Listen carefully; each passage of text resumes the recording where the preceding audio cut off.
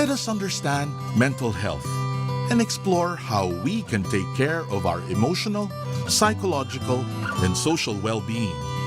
Welcome to your weekly slice of mental health tips and tidbits with Pat and B, here on Mind Ed. Sa'yo sumisilong kapag ang puso ko'y pagod. Radyo-Katipunan, 87.9 FM. This is your stop for all things pop. Catch our all-around pop culture geek, Chola Sediaren, as he throws in some dose of what's poppin' and what's hot in the pop culture scene here on Popcorn. Munch in with us every Thursdays from 4 to 6, only here on Radyo-Katipunan, 87.9 FM. Nasistress ka na ba? Nagpapanik o natatakot dahil sa COVID-19? Normal lang ang ganitong mga reaksyon sa ngayon. Pero may magagawa ka para mapagtagumpayan ang sitwasyon na ito. Ituloy lang ang pangangamusta sa mga kamag-anak at kaibigan gamit ang text, tawag o video. Tiyakin na ang mga bata ay ligtas at nasa maayos na kalagayan. Gawin sa bahay ang mga nakasanayan upang hindi mabagot o mabalisa sa panahong ito. Sa wastong pag-iingat, ang virus hindi kakalat. COVID-19, kayang-kaya nating tapusin. Radyo-Katipunan. News, insights, inspiration. Radyo-Katipunan. Down from the hill and down to the world. Radyo-Katipunan. The voice of the Blue Eagle. Radyo, radyo, radyo, radyo, radyo, radyo, radyo, Katipunan. Radyo, radyo, radyo, Katipunan. Radyo, radyo, radyo, Katipunan.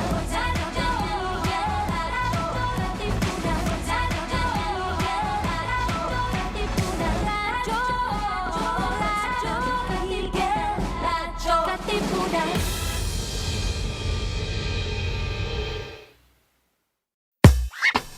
Are you feeling sore? We can make that better. Tune in to the Ateneo Senior High School's first radio program, SOAR, the Seniors On Air Radio, where you can listen to music you want, straight from our playlists. Don't change that channel yet, because SOAR is ready to put the you in youth. SOAR, Seniors On Air, here on Radyo-Katipunan, 87.9 FM. To listen to music that uplifts the soul, follow jescom.ph on Spotify and Jescom Music on YouTube. Our music is also available on iTunes and Deezer. Welcome to the Rundown, where we take you right into the action with the latest sports news, updates, game previews, breakdown, and analysis in, around, across, and beyond the Ateneo. And now, let's get ready to run down!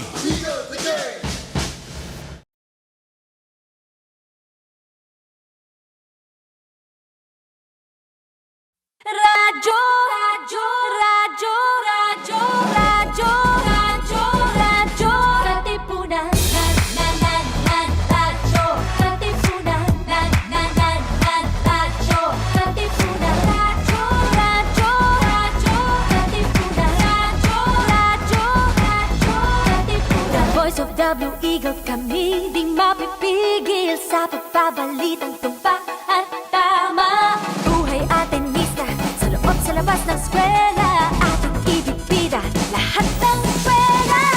Radyo, radyo, radyo, Katipunan. Radyo, radyo, radyo, Katipunan.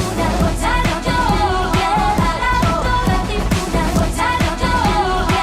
Radyo, Katipunan. Kawal ni Ignacio, Katipunero sugod. Todo sa kayod, tunong at tulong. Ipag the Blue Eagle, galing, hiting at tigil.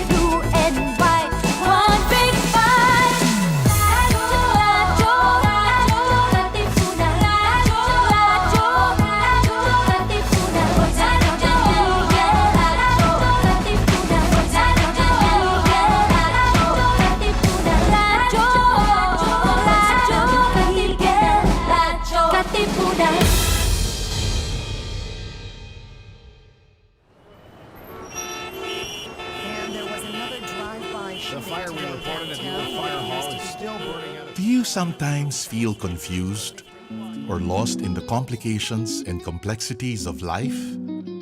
Do you feel drained, listless, or exhausted from the daily burdens and responsibilities? Why not seek our campus ministers on air every Tuesday from 2 to 3 in the afternoon? Listen to our counselors from the Loyola School's Campus Ministry Office as they ground our lives in our faith, in our school's spiritual tradition. Campus Ministers on Air. Be guided, be inspired, be blessed.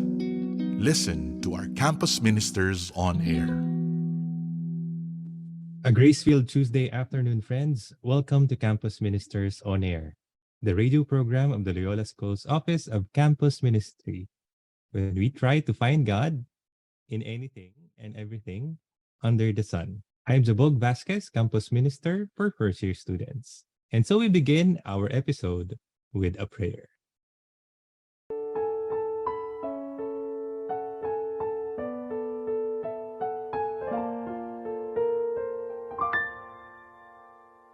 Bawat sandali, dalangin ko'y binibigkas nang masilayan kang maaliwalas. Nang ibigin ka, Panginoon, buong wagas, nang aking masundan ang iyong bakas. Bawat sandali, dalangin ko'y binibigkas nang masilayan kang maaliwalas.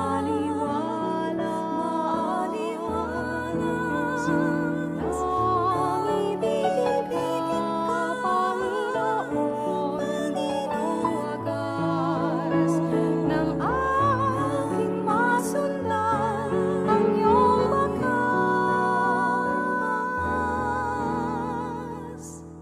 Bawat sandali, hangat kita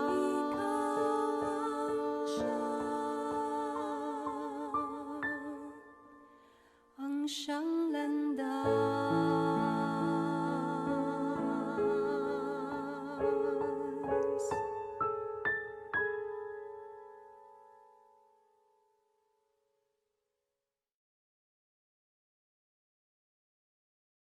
Welcome once again, our viewers and listeners and those who are supporting Campus Ministers on Air. Last week, we discussed about job hunting and some tips in job application with our special guest, Manang Ches. So, Miss Cheska. So, I hope everyone learned so much or was inspired by the stories and the career life of Manang Ches. So for this episode this afternoon, we are still going to talk about careers, now through the eyes of an educator and a graphic artist. So our guest for today hails from Cebu, and currently he is a freelance designer and artist and was a teacher of contemporary Philippine arts from the regions in senior high school at Sacred Heart School, Ateneo de Cebu, and Sotero B. Cabahug Forum for Literacy, and was also a design and marketing executive in the early years of his career. Recently, he was involved in the large-scale solar light art installation of the Santo Niño de Cebu in honor of the quincentennial anniversary of Christianity in the Philippines, in partnership with the Letter of Light Foundation.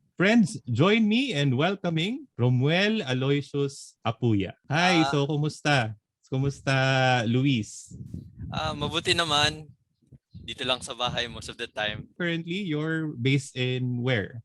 Nasa Cebu po ako. Cebu. So, kumusta naman dyan sa Cebu? How is everything there? Well, relatively okay naman. Pero once again, umaangat na naman yung case is ng pandemic or ng COVID victims. For information of our viewers and listeners, kami po ni Luis once belong in one community. Luis and I are spiritual brothers. This serves as a parang reunion para sa aming dalawa. Kita na naman kami for a very long time. Nandito si Luis to talk about his vocation. So Luis, would you like to share about yourself aside from those mentioned? Again, we were once in one community with Kuya Jabog, so I'll call you Kuya Jabog because you really are Kuya to me. Basically, for many years, I've been spending time doing art because it's really something that I enjoy the most. For one, it gives me sense of purpose, no, in what I do. So generally, friends, you'll be expecting na sa segment na to, a lot of the conversations will really be on art. Also, I will have some contents that will talk also about teaching because as we all know and as what Kuya Jabog mentioned earlier, isa po akong guro sa senior high. Siyempre, isang artist, visual artist. Did you have any dream career when you were growing up? When Luis was still little, ano yung dream job mo when you were young? Pinakauna ko talagang gustong trabaho or yung kind of career na na-imagine ko sa sarili ko is actually really becoming a priest. As a matter of fact, naalala ko when I was younger, most of my time was spent in the church kasi isa din akong altar boy. It's very inspiring to see a religious leader, no, na talagang nakikipaghalubilo sa mga tao. Talagang nag-help din siya sa akin na maging ko ngayon, very people person. Hopefully, masarap kasama. Ito din yung nagpapaalala sa akin from time to time. Kumusta na yung mga pangarap mo nung bata ka? Your dream career was a priest and then you became an artist. So what is your story of discovering your careers? Why the transition of you want to become a priest and then you ventured into being an artist? Hindi ko masasabing out of nowhere siya na naging artist ako. While I was in grade 2, talagang nag-i-enjoy ako sa mga projects ko. Lalo na sa classroom. Kasi 'di ba yung mga teachers natin nagbibigay ng mga activities na reporting or scrapbook making, and a lot of these projects were for me nagsimula yung passion ko sa art. In terms of projects and submissions of output, hindi ko gustong mag-submit ng black and white lang. I was so driven na mag-add ng kulay, palamuti sa project. Masaya lang for me and hopefully sa teacher ko na makakakita ng mga outputs ko. Oo, syempre. There's the magic already. Oo, syempre may ganun.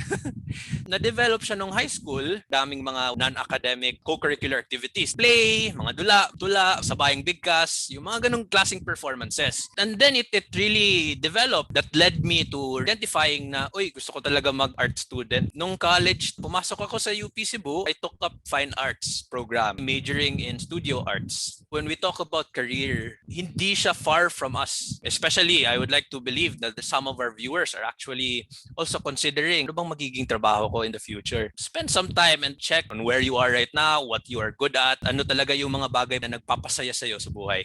Ang daming ganap. Pero how did your formation help you in achieving your goals? You've been a sacristan. You became also a Boy Scout, di ba? Overachiever talaga ito si Luis. You're a martial artist also. And you've been competing, di ba? So how did your formation in the church, in school, in the discipline of martial arts help you in achieving your goals? Ano yung mga virtues na na-learn mo along the way that you used? Essential na ganap talaga sa buhay ko is yung scouting. Best way to also talk about the experience and the realization is really also to show pictures. Most din of my times in elementary and high school were really into scouting din. So along the altar boy training, naging Boy Scout din ako, starting grade 1 actually. As you could see in the picture, tinatawag namin tong lashing. Pagko-connect ng isang piece ng kahoy sa another piece ng kahoy using strings or rope. This is very essential kasi this practice in scouting was instrumental sa pagiging artist ko. I incorporated this practice sa art making ko. I tried my best na mag-present ng isang bagong art form. These are the outputs that I had playing around with bamboo. So ano namang story ng art installation na to? Isa po tong candle holder. Tapos ginamit namin to sa simbahan actually. We wanted to introduce something din sa liturgy. We tried to innovate tulad nito para siyang malaking lamp na futuristic ng konti. Tapos ito, we're actually from Viva XCon, Visayas Islands Visual Arts and Exhibition and Conference na nangyari sa Iloilo, and I got to represent Cebu din as a delegate. This exhibition was situated sa UP Visayas. Part of life as an artist is really to find ways na talagang mag-reinvent. So from the ordinary candle holder, little objects, throughout the years talagang nag-explore at nag-experiment din ako. Isa tong lantay sa Bisaya or sofa na native, ginawa kong para siyang nagmutate. Malaking bamboo at saka yung maliit na parang barbecue sticks. From the same exhibition, it's another artwork. These are like insect-like creatures using bamboo sticks. Isa din sa experiment ko kasi parang gusto ko, why don't I create a creature? And I'll try to see kung nakaka-elicit pa siya ng response. Trip ko na i-situate yung artwork sa gitna ng whole exhibition area. So nangyari, yung mga tao na bumibisita or yung guest, they had to step over it such a way na naka-block siya sa daanan nila. More than the beauty of it, there's also the invitation din na to also disrupt common habit or practice ng common people in public spaces and areas. So the people also became a part of the art, no? Yes, actually, Parang that's naging true. involved sila. Oo, that's true. Further works din, I also played around with architectural designs. Whimsical siya, parang imaginary siya. More like a pyramid-like structure and played with the setting. And also, this is also something na talagang na-enjoy ko nung college. I situated yung parang urinal sa isang public place. As a matter of fact, may ano pa nga dyan, human waste pa nga dyan somewhere in the area. It's interesting for me kasi one of the realizations that I had, a good number of artists tend to think that exhibition will be done only in galleries. We don't normally see artworks in public. Although there are street art, there are graffiti. And sometimes they don't consider it as art. So one of the study or the research was really to also consider the space and to observe if mababago ba ng artwork yung pananaw ng tao sa isang ordinaryong place. Lalo na kung ang isang lugar ay usual or common nilang nakikita or dadaanan halimbawa. I made my version of a urinal, medyo destroyed, distorted, may ibang level ng morphology ng urinal. Nice. So maraming contributing artist doon sa urinal na yun. Oo, meron din. Totoo. Collab yun. Collab yun ng mga ibang tao and then your art piece True. became part of it. May essence ng ibang tao. Tama ka kuya, tama ka. Again, going back to formation, as you notice, talagang I didn't went so far in terms of searching for whatever artwork that I'll produce. It's important for us to give ourselves time din na mag-reflect at tanungin yung sarili natin kung ano ba talaga yung hilig ko.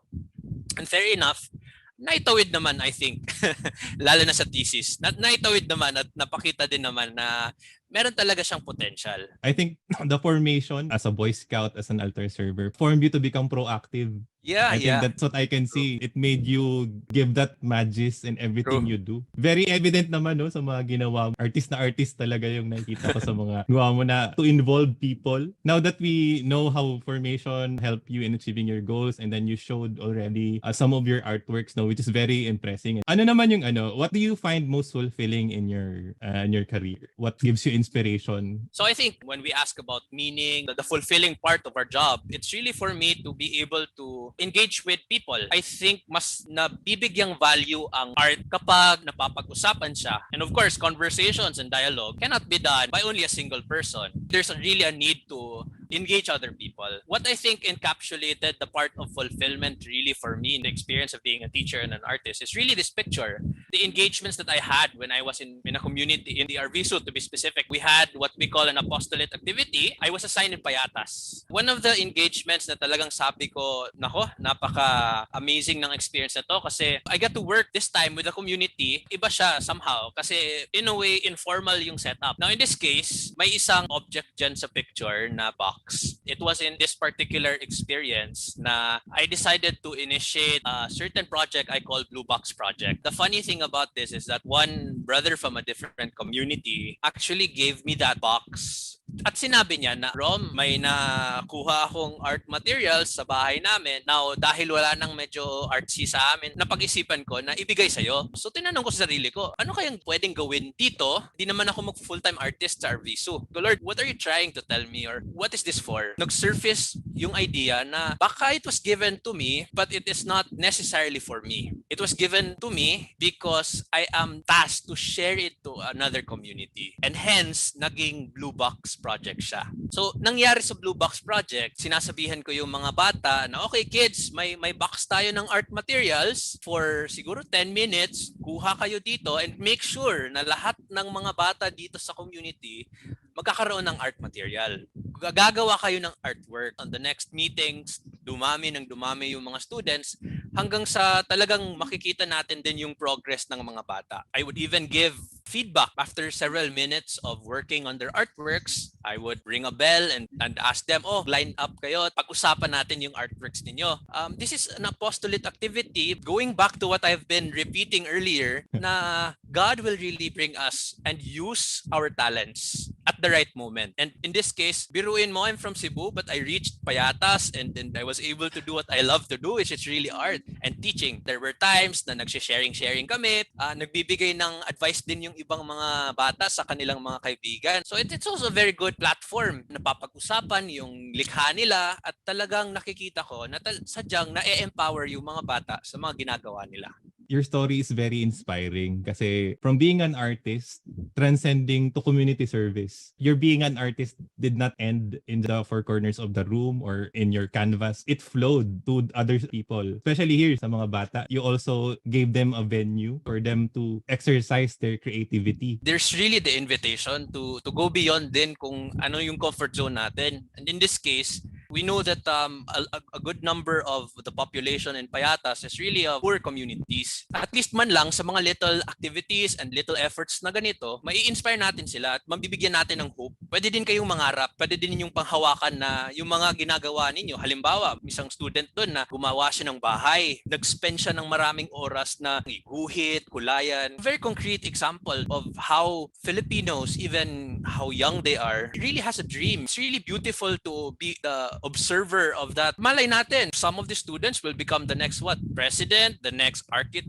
the next famous artist or a national artist. It's really life-giving. Because of that activity, you were able to give the children a springboard to dream. Not just learning to draw. You gave them a chance din to dream. After all these inspiring stories, ano naman yung most challenging difficulties na na-encounter mo while venturing or exercising your job or your chosen vocation? Ganon. Teaching profession, I think, is not really a profession na you'll expect to become a billionaire.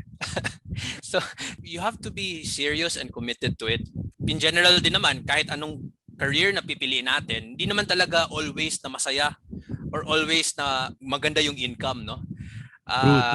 It really has to come from your heart. Challenging in such a way na sa simula, I can't deny. I also had moments na some of the members of my family would ask me na, ano bang mapapala mo sa art? Ano bang possible career mo dyan? And it's really, really a common experience. It's really happening, no? A lot of families, especially here in the Philippines, fail to recognize the potential of this career choice. If hindi tayo maging strong and courageous and, risk-taker na attitude, it's easier to give up and just follow a different career na common and nagbibigay ng malaking income. So it's really a matter also of us individuals na talagang mag-decide na gusto ko to at dapat ko tong ipaglaban at dapat ko tong paglaanan ng panahon para maging better ako sa career ko. And hopefully, ito yung magiging legacy ko. May share ko sa mga tao na this is what I enjoy most. And if not na yung student matuto ng art, at the very least, maging passionate siya sa kung anong ginagawa niya. For all of those viewers and listeners who also are artists, I think what Luis shared was really relatable. No? Only a few people or a group of people understands art and the passion that artists give to that vocation. I hope everyone finds their purpose, no? Whether in arts or in your chosen field. For those who have just graduated, the creatives and all, find your passion and be happy about any career that you choose. As long as you have that motivation to do it. Ito din yung parang common na tinatanong ng mga students ko in terms of minsan may art block. Yung, anong gagawin ko? No, wala akong inspiration, wala akong creative juices. So ano mangyayari? Artist pa ba ako? Hanggang kailan ba ito?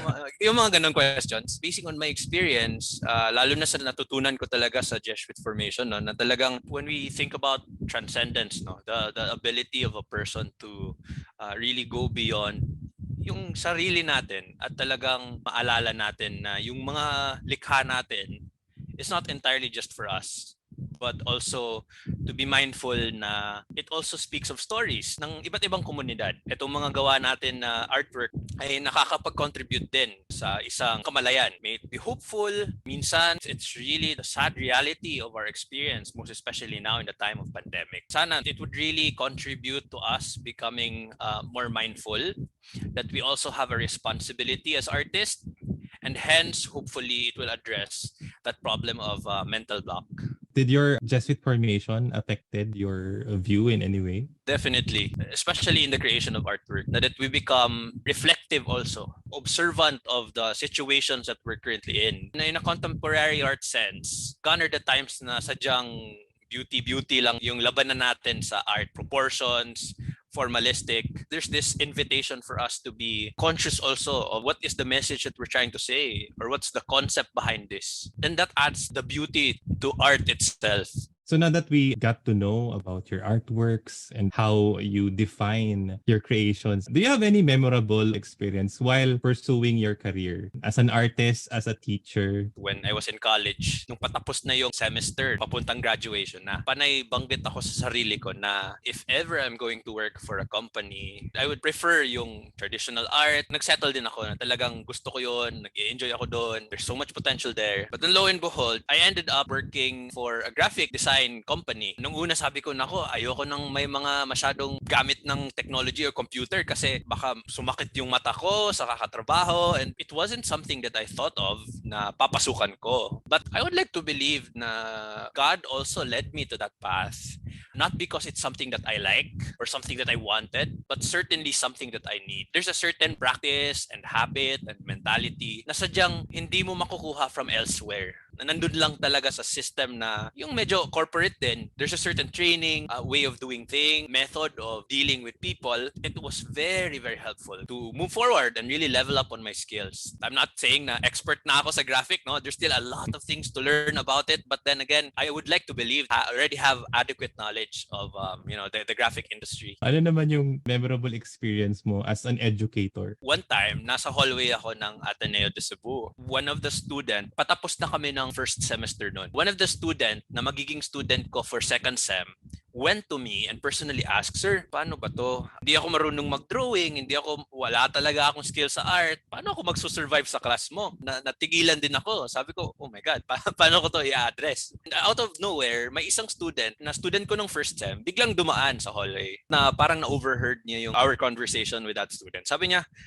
"Alam mo, ako nga, hindi nga ako marunong mag-drawing dati, hindi nga ako marunong mag-painting, pero well, confident ako na may natutunan talaga ako." Natatawa lang ako kasi as a teacher, I've always wanted and hoped yung mga pinagagawa namin sa classroom may saysay. and hopefully empower sa mga bata or sa students mismo. Teaching, hindi talaga siya entirely for us teachers. The ultimate goal and really yung focus natin is talaga yung mga students natin na matuto sila, matulungan sila sa kanilang mga challenges sa buhay, at hopefully yung mga natutunan nila magagamit nila sa kanya-kanyang career na pipiliin nila in the future. Saka you go to school naman to learn, di ba? Everyone starts from nothing. True. Your stories are very inspiring din, no? Na yung sinabi mo nga na when you found a job and then you were not expecting that you will have that job. For our listeners now, especially for those who just graduated or had just been hired and then you were not expecting where you are right now, sometimes God moves in mysterious ways. Sometimes you're in a place that you didn't expect that you're going to be, and yet when you embrace that destiny or that place, parang it just falls into place. Yes. And then you realize that it's God's plan that you are there. Siguro doon ka mag-grow muna until there come a time that your passion will be satisfied or will be fulfilled. Ngayon naman, let's talk about the now. Now that we're in the pandemic setting and then we are in a global crisis right now, everything was affected because of this pandemic. People's lives were changed. Did the pandemic affect your career in any way? What changed? Well, I should say talagang nag-360 yung yung buhay natin. And this is the part that I would definitely say that let's allow God to surprise us. Kasi on my part, as a teacher, when I go to a classroom, or prior to entering a classroom, my mentality really is to ensure that engaging yung mga activities, I would, have it as my responsibility na sa pagpasok ko at sa pagturo ko sa mga students, talagang makakapagbigay ng immediate feedback. Now, knowing arts, it's really more experiential, conducive to learning. pag face-to-face. Ito yung part talaga na medyo mahirap because we're doing, flexible learning, distance learning. May aspects of it din na medyo disconnected. Malayo yung student, hindi mo nakikita yung work sa harapan mo. Before, I used to have a habit of walking around the classroom, tas pagmamasdan ko yung mga output nila sa mga mesa nila, tas magbibigay ako ng feedback na, okay, ganito yung gawin mo, lagyan mo ng ganitong kulay. Pandemic happened and these are really parang I challenging couldn't times. imagine an art teacher teaching online na ang art pa naman is sometimes it's practical, it's supposed to be done in one room or something like that. Exactly. Lalo na pag nagde-demo. Kasi ako may times talaga na nagde-demo ko, ganito mag-drawing, ganito yung painting, ganito yung pag-sculpt mo ng clay. Halimbawa, I think it's not just even for the career of a teacher, even all the other careers, they also have their own share of challenge. In my part, I'm not even a tech savvy, pero mas nangibabaw yung puso ko na this is not for me, and ultimately it's for students to learn and to acquire an experience that hopefully would propel them to better pastures. Na-address naman siya kahit papaano. Challenging, yes. Every day, there's also anxiety on the part of the teacher. Maybe students in these days, may masasabi sila na, naku, mahirap yung online learning, ganito, ganyan. But it's also a two-way thing. And I think students or viewers should also hear this story na talagang kahit sa side ng teacher, may struggles din. Nahihirapan din mag-adjust in terms of yung bagong setup. Online lang tayo most of the time. Extra patience towards, the students. But at the same time, I hope and pray then that students would also be extra patient also with all the teachers. Kasi I know for sure, most if not all of the teachers are also doing and finding ways to ensure na talagang may natutunan yung students sa kanilang mga classes. So I think you have something to share with us. Yes, I want to share this video then in the context of pandemic and in the context of artists also and how we are as a community. So let's watch this clip from Luis. There are times you go through something, struggle to find words, and yet there's an inner prodding to try to give a name for it. It can be too difficult, and so we go to the closest thing we can hold on to.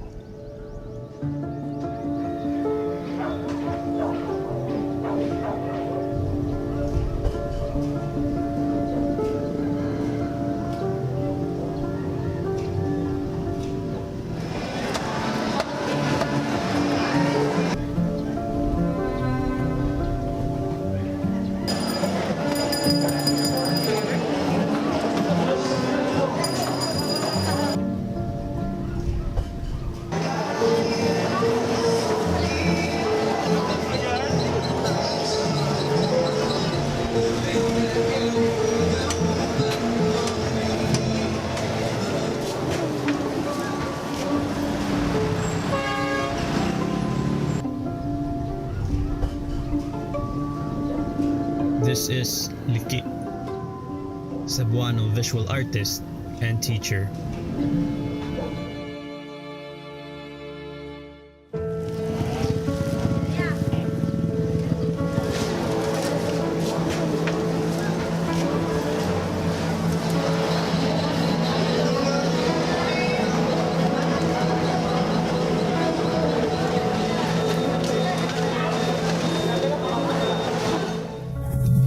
The pandemic is a shared experience, and like any other shared experience, it involves a community that is affected, a community that is filled with stories, and there is a need for these stories to be said, to be shared, to be told.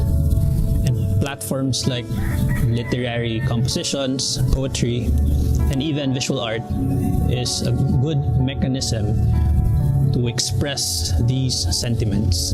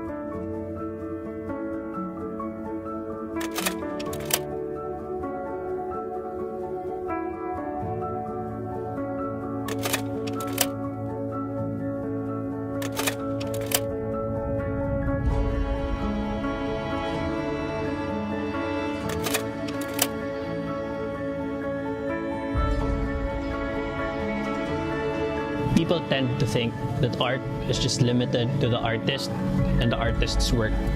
But what they need to realize and what they can learn is that art can be about the process itself.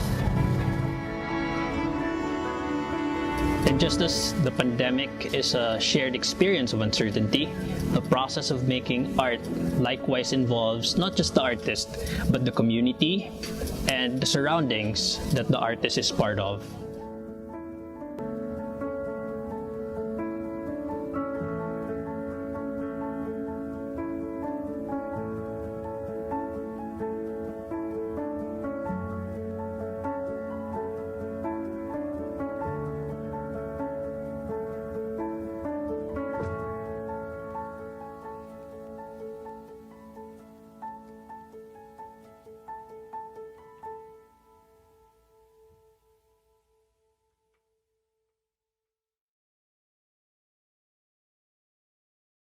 Okay, now, so what's the story of that video, Luis? Ano po, nung February, nagkaroon po ng bagong segment yung National Commission for Culture and the Arts na tinatawag nilang bagong visual. That became an entry for that competition. And the goal, syempre, is magbigay ng report as an artist and in terms of ano na yung nangyayari sa buhay natin ngayong may pandemya. Luckily, it got part of the finalist and then nakita natin kanina na as artists, gone are the times na tayo lang yung creators ng content or ng output or ng artwork. There's a thin line between the artist this time and the community that the artist is part of.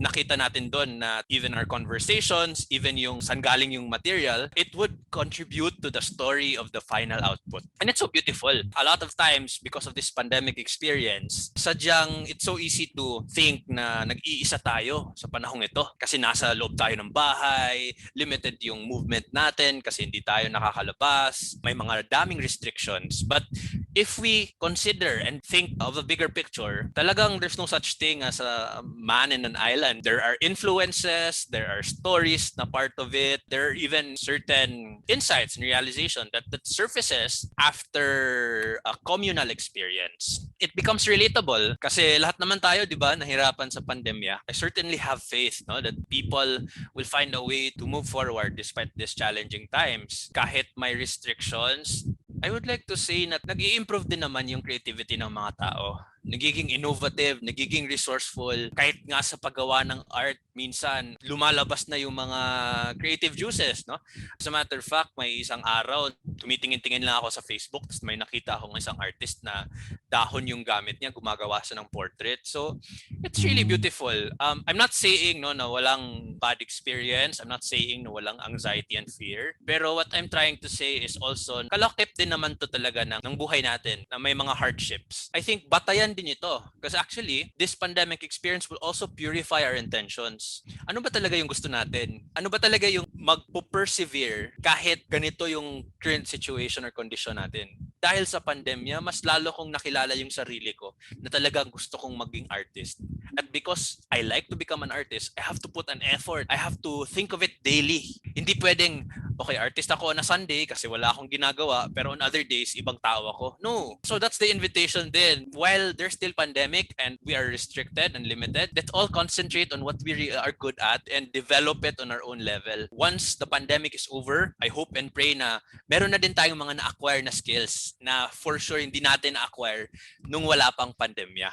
Yes, I agree with that, no? Because sometimes nga, there's a saying din na sometimes in the worst situations, it brings out also the best in you, right? Yeah. So, in this time of pandemic, maraming mga nawala, maraming mga nag-crash, pero maraming din umusbong. Yeah. Maraming din umusbong ng Yeah. mga bagong hobbies, bagong philosophy, and mga bagong ways to innovate. Tayong mga Pinoy, we're still romanticizing resilience, pero ganun tayo eh. We adapt to whatever situation it is. Thank you so much for sharing that thought. The pandemic did not also bring out the worst, but it also bring out the best in other people also. Yeah.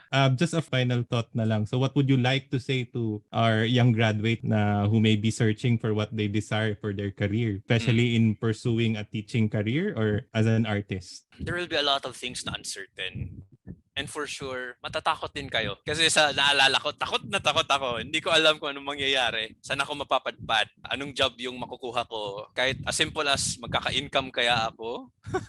Ito na yung testing ground ng mga pinagsasabi nila dati na anong papala mo sa paggawa ng art. Have faith lang. Have faith na darating at darating ang panahon na isusurpresa ka ni Lord na bibigyan ka din ng mga job or engagements or work na sadyang pinangarap mo din. But in the meantime, kung hindi pa dumating, ayos lang. Game lang. Hanap lang tayo ng paraan. While waiting, develop your skills. Be observant din sa paligid. Lalo na sa time ngayon na marami ding naghihirap. Marami din ang nangangailangan din ng support. Especially yung mga walang-wala. Find ways to communicate, connect, and reconnect with people. Eventually, we pray and hope that you'll get to your dreams. Going back to the thought na this pandemic also bring out the best in people. Currently, you were involved in what we call that, in a quincentennial anniversary of Christianity. And would you like to tell us about that? May ano ka ba dyan? May pictures to show us Sure. about that activity? So this was done. This art piece was installed during, when was it finished? Or when did it start? April, I think. Technically, it's just 2021. What happened was really na yung isang foundation na from Manila, tinatawag na Leader of Light Foundation, decided to create an installation dito sa Cebu. And that time, they were looking for artists, local artists who could help and, share their talent to create this very large piece. Kung napapansin mo, it's on a parking area sa SMC side ng Cebu. And then yun, they wanted to contribute and to give a tribute to the Santo Niño, given that it's really an image and an icon of hope din, in this time of pandemic, and even in the previous years, as Cebuanos are also known for, the festival we call Sinulog. Along with other people, took part as an artist, for the creation of this large-scale installation in Cebu.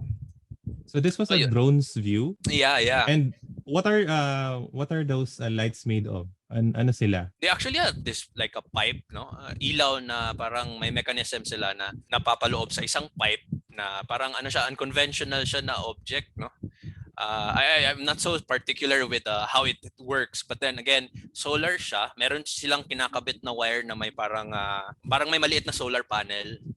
Yeah. From what I've heard, is that they've collected these lights from people, from different personalities, artists in Manila and other places, icons or people who are known even sa social media.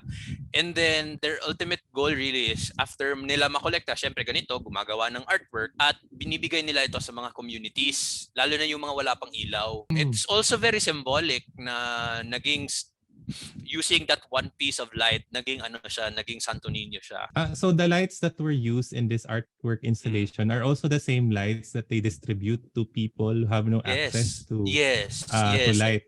Nice. Oo. Ang galing. So yeah. Ang galing, no? Oo. And then tinanong mo kanina kung gaano to katagal. Actually, lang to, 2 araw lang tong ginawa technically, and then siguro because then they're pressed also with time, and we also had to create other forms of or other pictures tulad nito na si Lapu-Lapu. Lastly, si Antonio Pigafetta. So we had to work on it, like we had to change it every 2 days. And it's a large scale. So I think, and I would love to say na so far, ito yung pinaka big time na engagement ko kasi again, this is once in a lifetime experience with the material. Wait, it's in the same parking space? Yes po. You have to change it? So imagine, we just had to post it and then document it and then change it again after 2 days. Again, well, I also understand because the team that worked with us or that invited us to participate are actually from Manila, and they also have certain responsibilities. But again, see the silver lining. It's an opportunity to also share our talents in terms of creating artwork. And again, this is the first large scale that I was able to create. Extra challenging siya kasi nung gumagawa kami niyan, mainit. As you see, yung mga puno nasa gilid lang, and then maalikabok. But then, yeah, with also with proper safety guidelines that we also followed, no. Fortunately naitawid naman. Yun. Nice. So just being a part of it, parang nakaka-proud din sa sarili, no, na you were able to be a part of the team that made this really interesting art installation, no. Yeah. And then the Cebuanos, with the help also of other people, really found a way then to celebrate, no. Yeah. Siguro that's good about the culture of the Filipinos. They still find ways to celebrate, even amidst the hassle of the pandemic. Yeah, most especially yan na talagang malayo tayo, we can't really congregate, we can't really have a gathering with all the restrictions. But then, yun nga, nahahanapan talaga ng paraan na at least man lang ma-alleviate yung mga, yung mahirap or sad na pinagdadaanan ng ating mga kababayan. So meron ko pa bang dyan? I-share na some of your art pieces and then you can tell us about it. Ayan. Ooh. Yeah. So while we were immersed into prayer and really formation and really discerning for the vocations that we would aspire or what God really wanted us to do. On the sidelines, nagkaroon din kami ng passion project with my brothers, no? With for sure, Kuya Jabog was there, no? At talagang ito din, portrait ito nagawa yari sa charcoal. I use charcoal. Yung funny part lang neto is really yung charcoal na ginamit namin is galing pa nung yung saan ka magba-barbecue. So hindi to charcoal na pang drawing talaga. So kung lalapitan uling. Kung lalapitan mo yung drawing siguro may masisinghot na parang barbecue or inihaw na isda ganun. Again, being resourceful then and other exploring and experimenting on other forms of art. So it's Our Lady of the Charcoal, ganun. Yeah, parang ganun. So yun, and ito din very collaborative and I'm also proud of this particular artwork kasi ang taba ko pa dyan. May mga memories talaga tong nakalakip talaga and kung naalala mo may pa-performance art pa rin also yan, no, yung ginawa natin. Benta yun yung diba? Performance na yun, bentang-benta yun. Kasi diba yung mga ibang mga performances, syempre nandun yung dancing, yung singing, tas biglang ganito yung isa sa pinerform ng batch natin. So yun, very memorable din. May mga concepts, syempre, may mga illustrations, but ultimately, mas naging memorable at meaningful yung experience kasi tayo lahat yung kumbaga nag-drawing talaga. Yeah, it's a group effort. Oo. Sa mga for all of those who are listening, itong drawing na to ni St. Ignatius was drawn during the live performance of of the candidates in Arvizo. Yan. So some of the Jesuit audience during that time were really shocked. Yeah. Tapos may pa-effect pa tayo na akala nila hindi nila alam kung anong drawing natin. Pero yung pala babalik ta rin lang and then si Ignatius pala. Wow. Parang Pilipinas Got Talent moment tayo doon, di ba? Pang world class, yeah. di ba? See? It's a prank. It's a prank. May ganun, tama. Naalala ko din yun. So, yun. And then lastly, siguro ito din sa isang installation na I had with my team for one of our vocation rosary na activity sa house. At of course it's just a projection, but then we also wanted to play around with that feeling of devastation. As a matter of fact, natawa ako. Parang this year ata yun, yung sa UP Diliman, nagkaroon sila ng parang ganito, pero medyo large scale kasi sa may Oble Square. Sabi ko, nako, nagawa na namin yan dati may version kami niyan doon sa chapel. Pero yeah, wag na lang natin pag-usapan yung ibang mga background story nito. Kasi I was also devastated when I saw that. Totoo yun. Anyway, for the benefit of wag na natin pag-usapan. Kaya nga.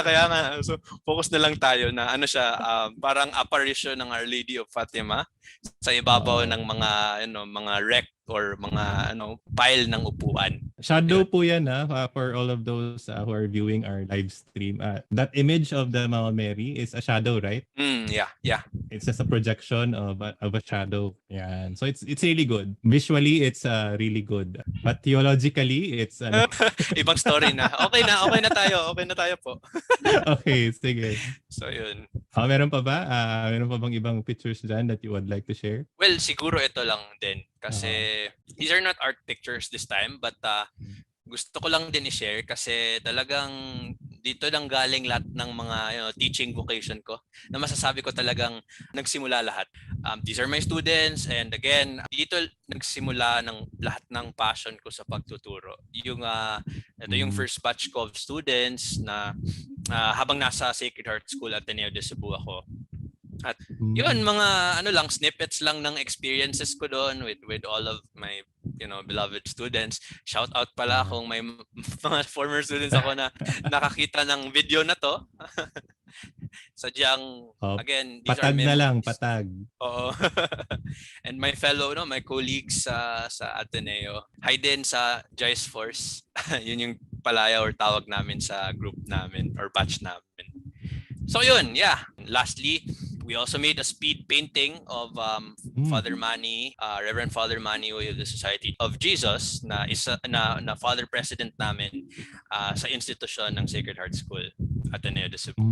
Thank you very much, Luis, for sharing some of your artworks and then the story behind them. And I can see that you really did give passion to everything that you do for every art installation and all. And then I hope everyone can draw inspiration from our guests' experience. Yeah. So before we end this interview, as customary, just like our other episodes in Campus Ministers on Air, we try to answer the question, where did you find God this week? As one of the traditions of Ignatian spirituality of finding God in all things. Let me start. Where did I find God this week? Siguro I found God in the rain. Kasi it's starting to rain na ngayon. Medyo bumabagyo-bagyo na. Oo, medyo bumabagyo-bagyo na ngayon. Siguro mas malakas yung bagyo sa ibang yung rain sa ibang lugar. Siguro it's just a simple reminder that after all that hell that we've been through during the past season, kasi it's summer, andito na yung ulan. Rainy season. And rainy season, and then we are going to be parang comforted with the season. And yan, siguro doon ko nakita ang Diyos sa pagbago ng panahon. Just like how things will work out eventually for all of us. Like we have the experience of pandemic, yan. And then let's just not lose hope that everything eventually will turn out in our favor, in God's time. So what about you, Luis? Where did you find God this week? Especially na naging difficult yung sitwasyon natin sa pandemya. This series of pictures, this series of events sa buhay ko is as a person and as a teacher in general, talagang dito ko mas na-realize, para din siyang examen na dito ko na-realize na mahirap ang buhay, pero nakikita ko din na God was never absent in my life. Patuloy siyang nag-guide sa akin, leading me to where I am now. I know for sure my life right now is not perfect. Marami pa ring mga issues, problems, concerns. But ultimately I'm consoled na hindi ako nag-iisa. May kasama ako sa experience na to. And there will always be more opportunities for me to grow that God has in store for me. And so the invitation is really to have faith and to continue striving to strive to also inspire others with our actions, to walk the talk in our engagements, in our dealing with people. Thank you, Lord. Again, thank you so much, Luis, for accepting this invitation to talk about your experience in your career, para ma-inspire din ang mga recent graduates din, and also for those who are now currently employed in their experience then, if they can relate with your stories to hopefully they got inspired also. To end this interview so we will show a video produced by Luis. And ano tong video na to, Luis? Can you give us little background of this video before we show it? I got invited to have or to share my vocation, my story in my career as an artist and a teacher in UP Cebu. And so they gave me a series of questions and I answered them through the video. So let's watch this. Nice. So we won't leave you hanging, no? For the listeners and the televiewers. Again, this has been your Campus Ministers on Air. Once again, I am Jabog Vasquez, Campus Minister for first year students. And this has been your Campus Ministers on Air. Now, signing out. But please stay for the video. Roll VTR. I've always wanted to say that. Bye-bye. Bye-bye.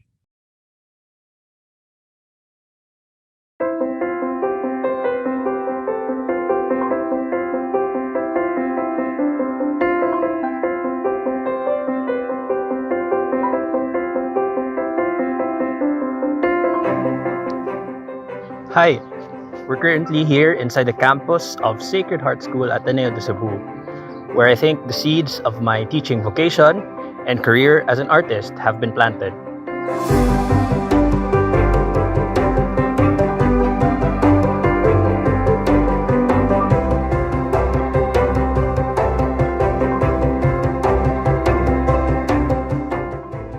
In schools, these halls may be currently empty, but this used to be a ground for students and teachers to collaborate, not just academically, but also to share stories and practice compassion in their engagement. Also, beside me is grade 12 section Eloquencia classroom. Now, this is not an ordinary classroom since it's my first classroom when I started my career as a teacher here in Ateneo.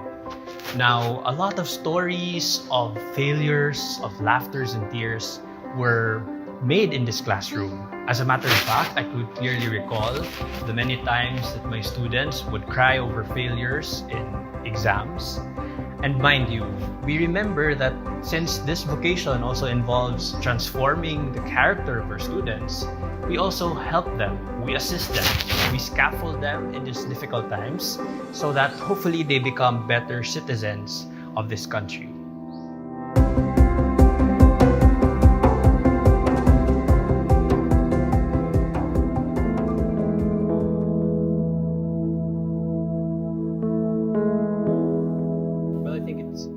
For me to talk really about what happened immediately after I graduated from college. It took me around 5 months before I was given a job or I got employed. Honestly, I felt so anxious about that, given that a lot of my classmates already started working with their respective brands and companies. But somehow, soon, it wasn't really that long though, I've realized now that I was given the opportunity to work for an international brand where I got to work with branding, research, packaging, and even graphic work. Now, in that particular company, I was tasked to manage a lot of in-house and freelance graphic designers.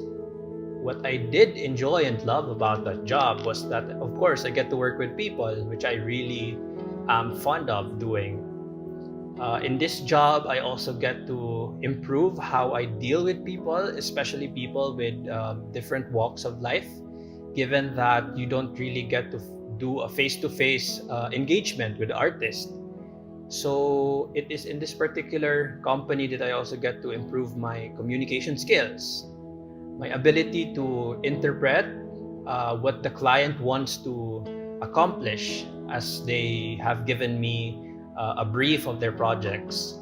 It also taught me to be flexible, to be open to opportunities and possibilities. Given that it's a creative field, I ended up also somehow establishing a compromise. Perhaps it could also be used as a way of doing things, especially you, dear soon-to-be graduates also who are considering a new career. Consider that sooner or later there will be part of us that will have to compromise as well in the first or the early years of our profession, and hopefully sooner or later you'll get to be in the position that you really wanted to. In matters of a career, I do believe and think, basing on my experience, that we need not go too far in searching for a profession that would work well for us, because I would like to think that basing on our experiences, well, for example, perhaps even your childhood experiences, you will be able to inflesh an idea of what you'd really want to. For me, it's really a big mistake to go beyond or to somehow fantasize on something way greater that is not actually anchored on what you are interested in. The invitation in this manner is that for you to really spend some time, reflect, reminisce, revisit on certain memories that you have, may it be for grade school, high school, or even currently, and use it to propel you to be able to finally discover a certain path that you'd want for yourself. I do believe that preparation must involve or must allow an individual to really think in terms of lifetime. By lifetime, I mean, think of it that your grade school, high school, and senior high experience is actually the preparation that you need, because a lot of the things that are not being taught in school are actually very practical things that you could apply and you could utilize in your future profession. And you could also consider that in matters of preparation as well, discernment is also another element that you could use. And by discernment, I mean there is data gathering. Make a list, document, ask people around about what you really are good at, and eventually you will be able to sift through all of those possible distractions, and eventually you will make a very good, well-educated decision. So think, spend some time, give yourself a time to reflect and really revisit on your interior experiences. I'm strongly convinced that being a teacher and an artist is pretty much very relevant, whether it may be pre-pandemic, during pandemic, or after pandemic, or post-pandemic. Given that being an artist is one who is capable of creating something out of just the imagination, that identity can be used as a voice for people who are voiceless, especially those who are currently marginalized or victims of injustice. And this could be used as a language for people to be compelled to do something more than being informed. We allow people to act upon these situations. Now, in matters of being a teacher, we can't deny it that all professions would pass through a teacher, whether that person may become a doctor, a nurse, a lawyer, and a politician, they will all pass through a teacher. And with that being said, it's very essential for us to really become more mindful of the things that we do. As we inspire our students, for some people here who would want to become a teacher someday, the passion must be there. The heart to really go beyond, to transcend beyond ourselves, beyond our situations, and to think much of our community, to think much of how it impacts, our action impacts the entire country as well. So with that being said, I think I'm in a very challenging but in the same time life-changing position, life-giving position as an artist and a teacher. And I hope definitely that you will discover your passions and future professions as well. On the relevance of teachers, I want you to imagine a portrait of a teacher where there is also the invitation for you to create. And what are these? As a teacher goes to school, as a teacher prepares before the lessons, as he or she enters the classroom, he or she must always be mindful of the essential role that he is contributing to the society.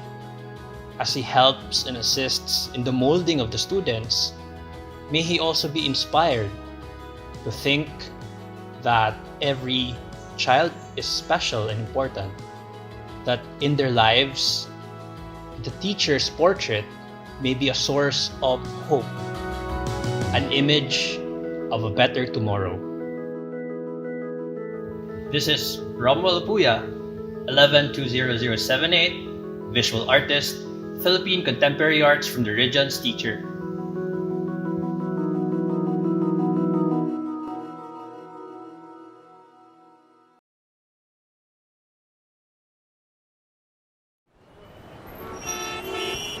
And there was another drive-by The shooting fire we today reported at downtown. the fire hall is still burning out. Do you sometimes feel confused or lost in the complications and complexities of life? Do you feel drained, listless, or exhausted from the daily burdens and responsibilities? Why not seek our campus ministers on air every Tuesday from 2 to 3 in the afternoon? Listen to our counselors from the Loyola School's Campus Ministry Office as they ground our lives in our faith, in our school's spiritual tradition. Campus Ministers on Air. Be guided, be inspired, be blessed. Listen to our Campus Ministers on Air. 3 o'clock prayer. You died, Jesus, but the source of life flowed out for souls, and the ocean of mercy opened up for the whole world. O fountain of life, immeasurable divine mercy, cover the whole world and empty yourself out upon us. O blood and water, which flowed out from the heart of Jesus as a fountain of mercy for us, I trust in you. Holy God, holy mighty one, holy immortal one, have mercy on us and the whole world. Holy God, holy mighty one, holy immortal one, have mercy on us and the whole world. Holy God, holy mighty one, holy immortal one, have mercy on us and the whole world. Amen. Jesus, King of mercy, we trust in you.